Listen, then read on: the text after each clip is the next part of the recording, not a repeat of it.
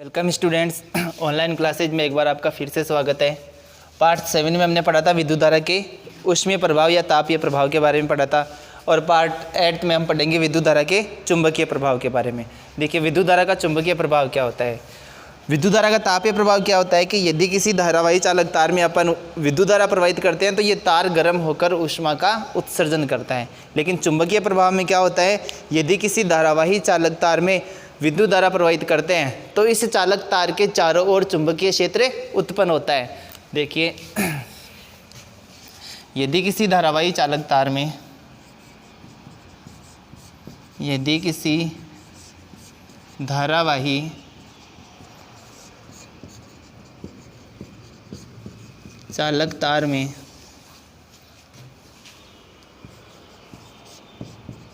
विद्युत धारा प्रवाहित करते हैं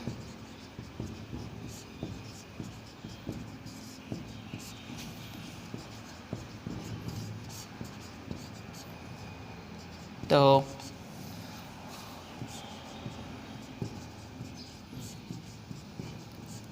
चालक तार के चारों ओर चुंबकीय क्षेत्र उत्पन्न होता है।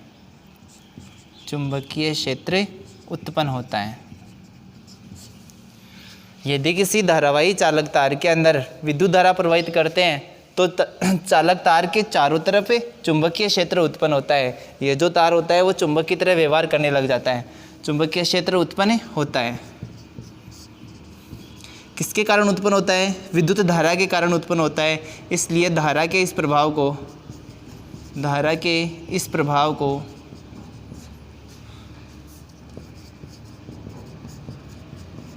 विद्युत धारा का चुंबकीय प्रभाव कहते हैं।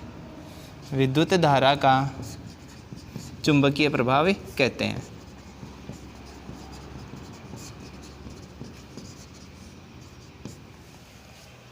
यदि किसी धारावाही चालक तार, मतलब ये कोई धारावाही चालक तार है, यदि इसमें करंट प्रवाहित करते हैं, धारा प्रवाहित करते हैं, तो इस तार के चारों ओर क्या होता है? चुंबकीय क्षेत्र उत्पन्न होता है। किसके कारण उत्पन्न होता है? विद्युत धारा प्रवाहित करने के कारण होता है। इसलिए विद्युत धारा का जो ये प्रभाव होता है उसे विद्युत धारा का चुंबकीय प्रभाव कहते हैं। अब इस प्रभाव को समझाने के लिए, विद्युत धारा के चुंबकीय प्रभाव को समझाने के लिए सन 1620 में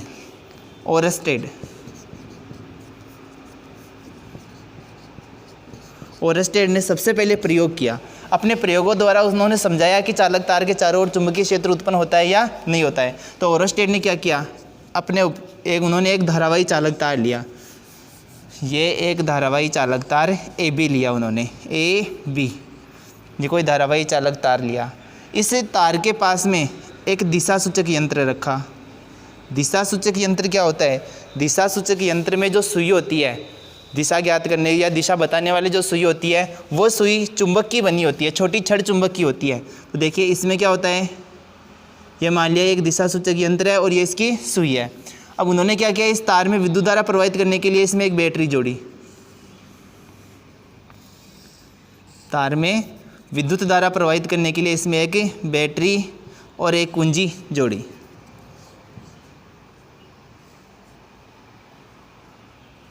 बैटरी जिधर बड़ा सिरा पॉजिटिव, छोटे सिरे की तरफ नेगेटिव। बैटरी को BE से प्रदर्शित करते हैं और कुंजी को K से। देखो, सबसे पहले याद रखना है कि उन्होंने क्या किया, उन्होंने एक धारावाही चालक तार AB लिया, इसमें धारा प्रवाहित करने के लिए एक बैटरी और एक कुंजी K का संयोजन किया। फिर धारावाही चालक तार के पास एक दिशा सूचक यंत्र रखा,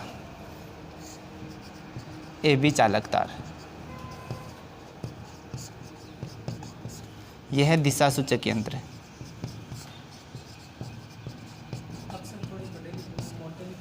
दिशा सूचक यंत्र।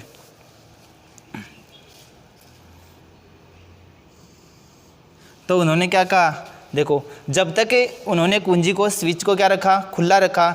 जब तक स्विच को खुला रखा, मतलब धारा प्रवाहित नहीं हुई, तब तक इस सुई में कोई विक्षेप उत्पन्न नहीं होता है। परंतु जैसे ही उन्होंने स्विच को बंद किया, ये स्विच को ऑन किया,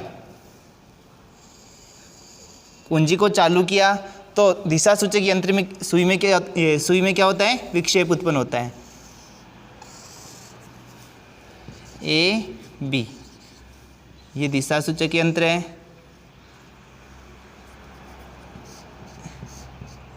बैटरी और ये कुंजी।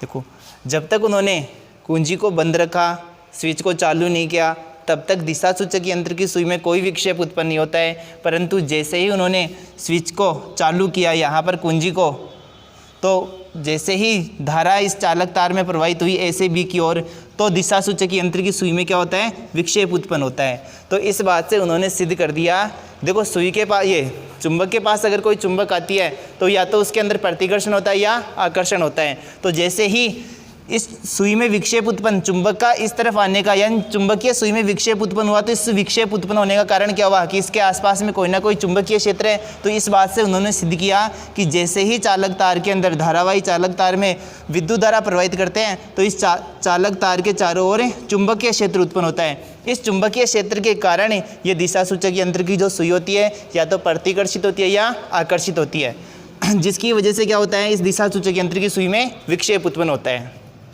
अब देखिए फिर उन्होंने क्या किया, फिर उन्होंने धारा की दिशा को विपरीत किया। ये चालक तार है ए बी, इसके पास में रखा हुआ है दिशा सूचक यंत्र, इसमें धारा प्रवाहित करने के लिए बैटरी। अब देखो पहले उन्होंने धारा प्रवाहित की ए से बी की ओर, ए से बी की ओर, पॉजिटिव से नेगेटिव की ओर धारा प्रवाहित होती है। अब उन्होंने क्या किया, धारा की दिशा को विपरीत कर दिया।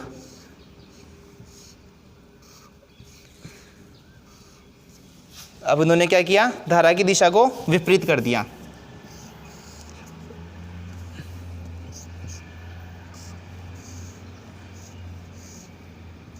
जिधर बड़ा सिरा होता है उधर पॉजिटिव, छोटे सिरे की तरफ नेगेटिव। ये कुंजी, अब देखो ये कुंजी के और बैटरी बीई। अब देखो इसमें धारा प्रवाहित हो रही है बी से ए की ओर। पहले धारा प्रवाहित हो रही थी ए से बी की ओर, लेकिन जैसे ही उन्होंने पॉजिटिव नेगेटिव यानी बैटरी को विपरीत जोड़ा, धारा चालक तार में धारा विपरीत दिशा में धारा प्रवाहित की, तो जो विक्षेप उत्पन्न हो रहा था चुंबकीय सुई में, वो पहले की विपरीत दिशा में उत्पन्न होता है, पहले की विपरीत दिशा में उत्पन्न होता है। तो इस बात से तो उन्होंने सिद्ध किया कि चालक तार के चारों ओर चुंबकीय क्षेत्र उत्पन्न होता है, और जैसे ही धारा की दिशा को विपरीत किया तो चुंबकीय क्षेत्र, ये चुंबकीय सुई में विक्षेपी दिशा सूचक यंत्र की जो सुई होती है चुंबकीय सुई, इस चुंबकीय सुई में भी विक्षेप विपरीत दिशा में आता है। तो इस बात से उन्होंने सिद्ध किया कि तार में विद्युत धारा प्रवाहित करने पर जो चुंबकीय क्षेत्र उत्पन्न होता है, वो चुंबकीय क्षेत्र धारा की दिशा पर निर्भर करता है। एक बार वापस देखते हैं विद्युत धारा का चुंबकीय प्रभाव क्या होता है और ओरस्टेड ने कैसे अपने प्रयोगों से इसे समझाया था। तो देखिए, यदि किसी धारावाही चालक तार में, यदि किसी धारावाही चालक तार में विद्युत धारा प्रवाहित करते हैं, इसमें विद्युत धारा प्रवाहित करते हैं, तो चालक तार की ओर, चालक तार के चारों ओर चुंबकीय क्षेत्र उत्पन्न होता है। किसके कारण उत्पन्न होता है? धारा के कारण प्रवाहित होता है, ये धारा के कारण उत्पन्न होता है। इसलिए विद्युत धारा के इस प्रभाव को विद्युत धारा का चुंबकीय प्रभाव कहते हैं। इसे समझाने के लिए 1620 में ओरस्टेड ने एक प्रयोग किया। सबसे पहले इन्होंने किया था, ओरस्टेड ने, इन्होंने क्या किया, इन्होंने एक चालक तार ए बी लिया, इसमें धारा प्रवाहित करने के लिए बैटरी जोड़ी और एक कुंजी जोड़ी, और चालक तार के पास में एक दिशा सूचक यंत्र रखा। दिशा सूचक यंत्र की जो सुई होती है वो एक छोटी छड़ चुंबकीय होती है। अब देखो, ये चुंबक कब विक्षेप उत्पन्न होगा, इस सुई के अंदर हिलेगी कब? जब इसके पास कोई ना कोई चुंबक आएगी तब। तो इन्होंने क्या किया, जब तक कुंजी को यहाँ पर चालू नहीं किया, बंद रखा, तब तक ये सुई में कोई विक्षेप, इस दिशा सूचक यंत्र की सुई में कोई विक्षेप उत्पन्न नहीं होता है। लेकिन जैसे ही कुंजी को बंद किया, कुंजी को बंद करके, कुंजी को चालू किया, स्विच को ऑन किया, स्विच को ऑन करके विद्युत धारा प्रवाहित की, ए से बी में तार ए बी में विद्युत धारा प्रवाहित की, तो जो दिशा सूचक यंत्र की सुई होती है इसमें विक्षेप उत्पन्न होता है। इससे उन्होंने सिद्ध कर दिया कि चालक तार में विद्युत धारा प्रवाहित करते ही चालक तार के चारों ओर चुंबकीय क्षेत्र उत्पन्न होता है। फिर उन्होंने क्या किया, जो धारा की दिशा थी वो पहले के विपरीत, जिधर बैटरी पॉजिटिव था उस तरफ नेगेटिव और नेगेटिव की तरफ पॉजिटिव जोड़ा। अब तार में, चालक तार ए बी में धारा प्रवाहित की बी से ए की ओर, मतलब पहले के विपरीत दिशा में धारा प्रवाहित की।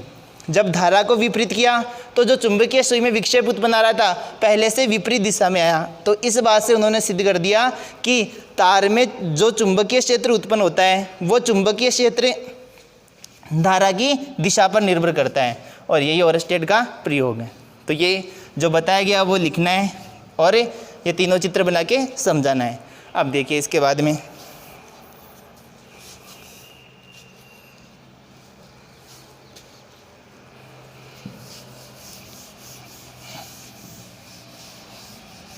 चुंबकीय बल रेखाओं के बारे में बताते हैं कि चुंबकीय बल रेखाएं क्या होती है, चुंबकीय क्षेत्र किसे कहते हैं।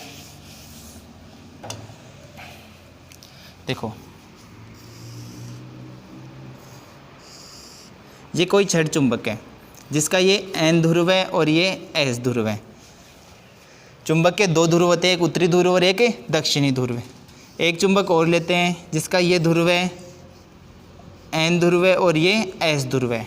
मतलब यदि S के पास N को लेकर आते हैं, विपरीत ध्रुव होते हैं, तो विपरीत चुंबक के जो विपरीत ध्रुव होते हैं, तो जिस प्रकार से आवेशों के अंदर होता है ठीक उसी प्रकार से चुंबकों के बीच में होता है। तो विपरीत ध्रुवों में क्या होता है, विपरीत ध्रुवों के अंदर, विपरीत ध्रुवों में होता है आकर्षण। ठीक उसी प्रकार से यदि N के पास में दूसरी चुंबक का N ध्रुव लेकर आते हैं तो समान ध्रुव होते हैं, और समान ध्रुवों में होता है प्रतिकर्षण। समान ध्रुव में होता है प्रतिकर्षण। तो ये बात याद रखनी है कि चुंबक होती है, चुंबक में दो ध्रुव होते हैं, एक N होता है उत्तरी ध्रुव और एक होता है दक्षिणी ध्रुव। समान ध्रुवों में होता है प्रतिकर्षण और विपरीत ध्रुवों में होता है आकर्षण। अब चुंबकीय क्षेत्र किसे कहते हैं वो देखिए। माना ये कोई छड़ चुंबक है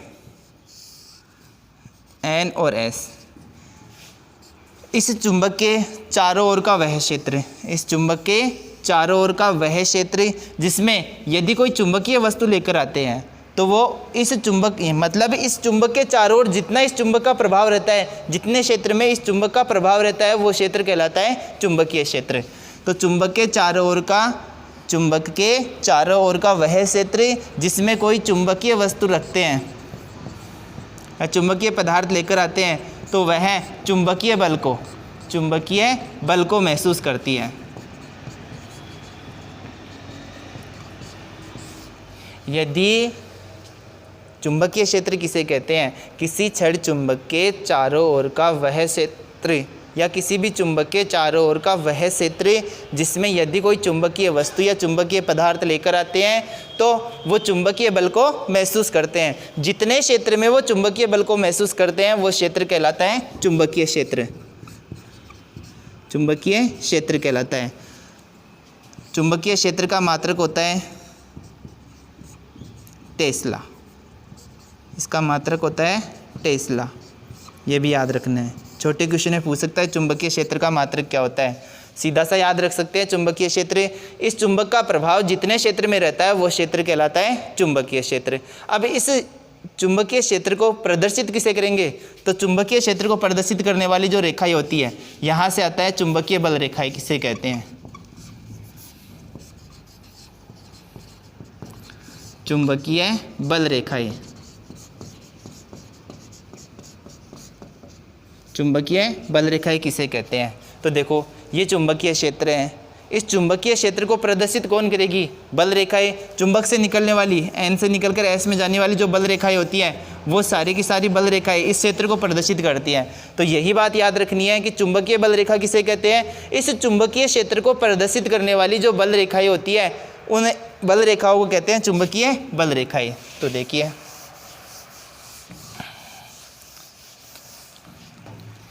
किसे कहते हैं, चुंबकीय क्षेत्र को, चुंबकीय क्षेत्र को निरूपित करने वाली, निरूपित या प्रदर्शित करने वाली,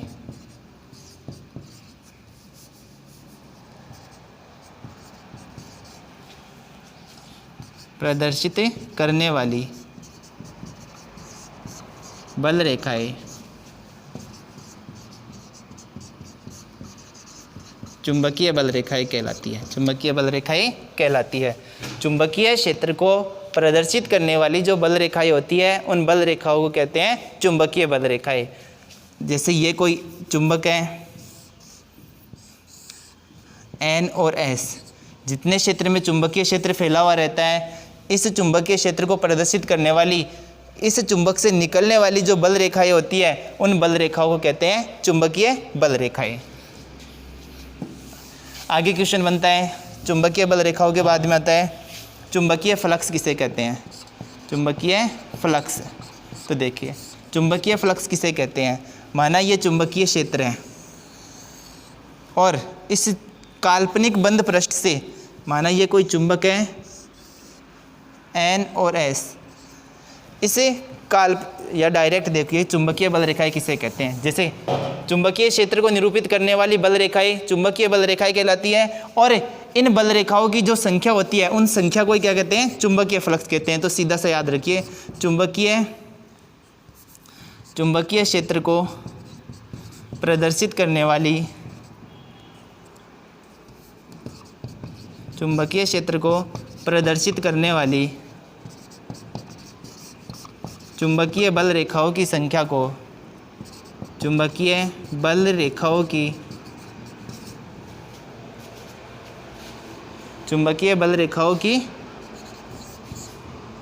संख्या को चुंबकीय फ्लक्स कहते हैं, चुंबकीय फ्लक्स कहते हैं। और चुंबकीय फ्लक्स का मात्रक भी याद रखना है, चुंबकीय फ्लक्स का मात्रक होता है वेबर। देखिए चुंबकीय बल रेखाओं चुंबकीय क्षेत्र को निरूपित करने वाली बल रेखाएं कहलाती है चुंबकीय बल रेखाएं, और इन बल रेखाओं की जो संख्या होती है किसी काल्पनिक बंद पृष्ठ से, मतलब ये कोई काल्पनिक बंद पृष्ठ है और इस काल्पनिक बंद पृष्ठ के लंबवत गुजरने वाली जो बल रेखाएं होती है, इन बल रेखाओं की संख्या को कहते हैं चुंबकीय फ्लक्स, और चुंबकीय फ्लक्स का मात्रक होता है वेबर।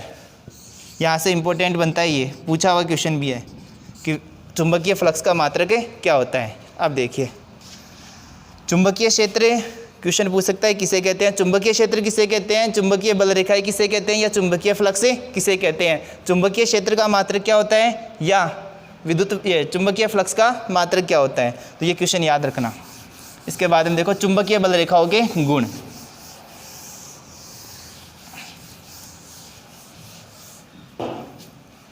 चुंबकीय बल रेखाओं के गुण देखो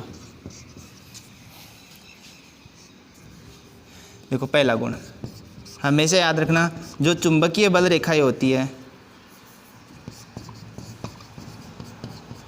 वो हमेशा N से निकलती है, हमेशा N ध्रुव से निकलती है, नॉर्थ पोल निकलती है। पहला गुण है ये कि जो चुंबकीय बल रेखाएं होती हैं N और S दो ध्रुव होते हैं, तो चुंबकीय बल रेखाएं हमेशा N से निकलती है, N से निकलती है। ठीक है। दूसरा गुण देखिए, चुंबकीय बल रेखाएं N से निकलती है और S में प्रवेश करती है। तो दूसरा गुण याद रखना है, चुंबकीय बल रेखाएं S ध्रुव में प्रवेश करती है, S ध्रुव में प्रवेश करती है। देखिए ये चुंबक का S ध्रुव है, N से निकलती है और S में प्रवेश करती है।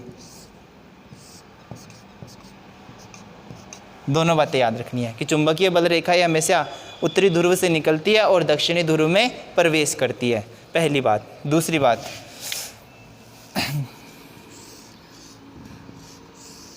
N और S, चुंबकीय बल रेखाएं N से निकलकर S में प्रवेश करती है तो एक बंद वक्र का या बंद लूप का निर्माण करती है। तो दूसरा पॉइंट याद रखना है, चुंबकीय बल रेखाएं चुंबकीय बल रेखाएं N से निकलकर S में प्रवेश करती है तो बंद वक्र का निर्माण करती है। चुंबकीय बल रेखाएं बंद वक्र या बंद लूप का निर्माण करती है। चुंबकीय बल रेखाएं बंद वक्र या बंद लूप का निर्माण करती है। अब एक बात और याद रखनी है कि चुंबकीय बल रेखाएं जब N से निकलकर S में प्रवेश करती है, जितनी भी चुंबकीय बल रेखाएं जब N से निकलकर S में प्रवेश करती है तो कहीं भी एक दूसरे को काटती नहीं है। ऐसा नहीं है कि इसको काट कर, जैसे यहाँ से ये काट कर इसको ऐसे प्रवेश करेगी, नहीं, चुंबकीय बल रेखाएं कभी एक दूसरे को काटती नहीं है। इसका चौथा गुण याद रखना है, इंपॉर्टेंट गुण है। चुंबकीय बल रेखाएं कभी एक दूसरे को प्रतिच्छेदित नहीं करती है, कभी एक चुंबकीय बल रेखाएं कभी एक दूसरे को काटती नहीं है। इंपॉर्टेंट क्वेश्चन यहीं से भी बनता है कि चुंबकीय बल रेखा एक दूसरे को काटती क्यों नहीं है। सबसे पहले याद रखना चुंबकीय बल रेखाओं के गुण। चुंबकीय बल रेखाएं हमेशा N से निकलती है। चुंबकीय बल रेखाएं हमेशा S ध्रुव में प्रवेश करती है। N से निकलकर जब S में प्रवेश करती है तो ये एक बंद वक्र या बंद लूप का निर्माण करती है, और ये कभी N से निकलकर S में प्रवेश करती है तो कभी भी एक दूसरे को काटती नहीं है। अब काटती क्यों नहीं है, ये क्वेश्चन पूछ सकता है कि चुंबकीय बल रेखाएं एक दूसरे को काटती क्यों नहीं है। देखिए क्यों नहीं काटती है।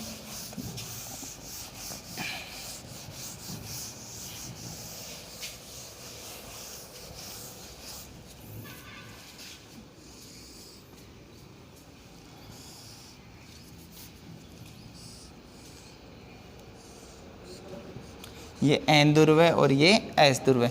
चुंबकीय बल रेखाएं N से निकलती है और S में प्रवेश करती है। निकलती है ये N से और प्रवेश करती है S से। तो ये एक दूसरे को, जैसे N से निकल कर S में गई है तो बीच में एक दूसरे को काटती नहीं है। क्यों नहीं काटती है? मान लिया अगर ये चुंबकीय बल रेखा यहाँ पर एक दूसरे को काट कर यहाँ प्रवेश करती है, अगर चुंबकीय बल रेखा एक दूसरे को काटती है तो यहाँ पर होता है कोई अन्य क्षेत्र, मतलब जहाँ पर भी चुंबकीय बल रेखाएं काटती है वहाँ पर चुंबकीय बल रेखाएं किसी या चुंबकीय क्षेत्र के अलावा कोई अन्य क्षेत्र उपस्थित होता है, जो हो ही नहीं सकता। मतलब चुंबकीय क्षेत्र के अंदर कोई अन्य क्षेत्र उपस्थित नहीं हो सकता। तो ये बात याद रखनी है कि यदि चुंबकीय बल रेखाएं एक दूसरे को काटेगी तो वो किसी अन्य क्षेत्र की उपस्थिति को प्रदर्शित करेगी, और अन्य क्षेत्र की उपस्थिति चुंबकीय क्षेत्र में होती नहीं है। तो ये असंभव बात होती है, इसलिए कभी एक दूसरे को काटती नहीं है। और एक और, यदि हम कटे हुए प्रतिच्छेदित बिंदु के ऊपर यदि दिशा सूचक यंत्र को रखें, प्रतिच्छेदित बिंदु को अगर इस प्रतिच्छेदित बिंदु पर दिशा सूचक यंत्र को रखें तो दिशा सूचक यंत्र की जो सुई है वो दो दिशाओं में विक्षेप दर्शाएगी, और एक सुई कभी भी दो दिशाओं में विक्षेप नहीं दर्शा सकती। इसलिए याद रखना कि चुंबकीय बल रेखाएं कभी एक दूसरे को नहीं काटती है। इंपॉर्टेंट क्वेश्चन है कि चुंबकीय बल रेखाएं एक दूसरे को कभी नहीं काटती है। क्यों?